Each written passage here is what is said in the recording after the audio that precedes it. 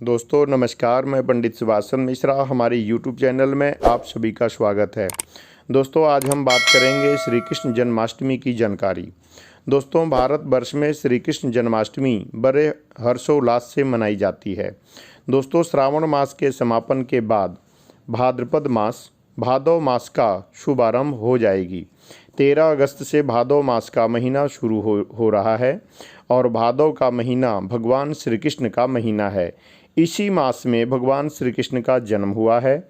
बड़े ही धूमधाम के साथ, बड़े ही हर्षोल्लास के साथ भाद्रपद मास के अष्टमी तिथि को श्री कृष्ण जन्माष्टमी व्रत का त्यौहार हम सब मनाते हैं। साल 2022 में श्री कृष्ण जन्माष्टमी हम किस दिन मना रहे हैं? क्या रोहिणी नक्षत्र में भगवान श्री कृष्ण का इस बार भी जन्म होगा?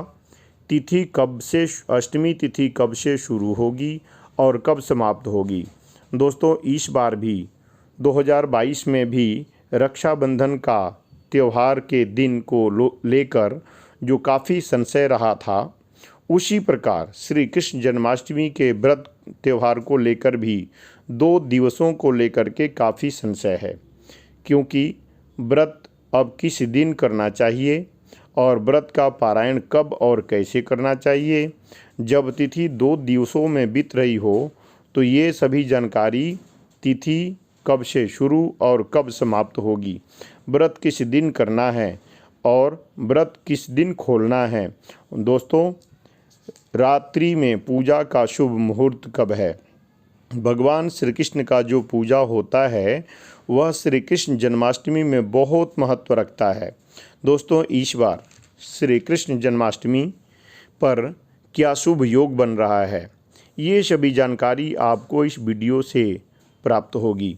संपूर्ण जानकारी के लिए इस वीडियो को अंत तक जरूर देखें। दोस्तों जैसे मैंने आपको बताया, श्रावण मास समाप्त होने के बाद भादव का महीना शुरू हो जाता है और इसी महीने के साथ, जैसे भादव का महीना शुरू हो जाता है, इसी महीने के साथ शुरू हो जाएगा भगवान श्री कृष्ण की जन्मोत्सव की तैयारी। पूरे भारतवर्ष और विदेशों में भी जहाँ भी सनातन धर्म को मानने वाले रहते हैं, वो भगवान श्री कृष्ण के जन्मोत्सव की तैयारी शुरू कर देते हैं और बड़ी हर्षोल्लास के साथ, बड़े धूमधाम के साथ मनाया जाता है। विशेष रूप से मथुरा और वृंदावन भगवान श्री कृष्ण का जन्म हुआ है, तो विशेष रूप से मथुरा वृंदावन के मंदिरों को, बाकी सभी भारत के बाहर भी मंदिरों को खूब सजाया जाता है। इस साल जो भाद्रपद मास है, वो कृष्ण पक्ष अष्टमी तिथि है, वो श्री कृष्ण जन्माष्टमी को मनाते हैं। अष्टमी तिथि कब से शुरू हो रही है और कब समाप्त हो रही है और हमें व्रत किस दिन रखना चाहिए, इसकी जानकारी अब आगे जानते हैं। अष्टमी तिथि है वो प्रारंभ हो रही है 18 अगस्त को रात्रि 9:21 पर। 18 अगस्त को रात्रि 9:21 पर अष्टमी तिथि का शुभारंभ होगा और अष्टमी तिथि समाप्त होगी 19 अगस्त को रात्रि 10:59 पर, लगभग 11 बजे। अष्टमी तिथि 19 तारीख को रात्रि लगभग 11 बजे तक रहेगी। अब ऐसे में बहुत बड़ा सवाल है कि व्रत किस दिन रखें। जैसे कि हम सभी जानते हैं कि श्री कृष्ण जन्मोत्सव हम सब मध्य रात्रि में मनाते हैं, सभी मध्य रात्रि में ही मनाते हैं। इस प्रकार 18 अगस्त को जन्माष्टमी का जो व्रत रखेंगे वो जन्मोत्सव मनाएंगे, क्योंकि मध्य रात्रि में अष्टमी तिथि 18 को है और 19 को नहीं है।